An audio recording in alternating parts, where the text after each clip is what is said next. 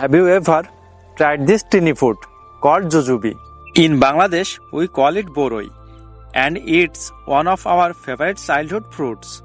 It may look small, but the flavor and benefits are amazing.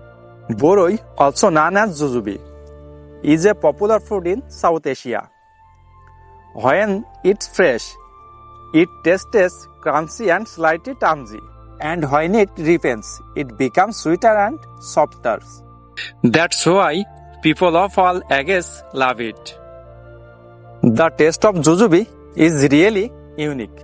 It can be sweet, tangy, juicy, and super refreshing all at once. In Bangladesh, many people love to eat it fresh with salt and chili. And honestly, it tastes incredible. But jujube is not just delicious. It's also packed with nutrients. Number 1, it contains vitamin C, which helps support your immunity system. Number 2, it has fiber, which is great for digestion. It may also help keep you feeling full and refreshed.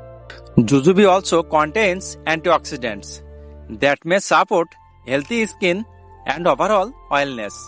So would you try boroi, also known as jujube? Comment yes or no below. And follow for more unique fruits from around the world.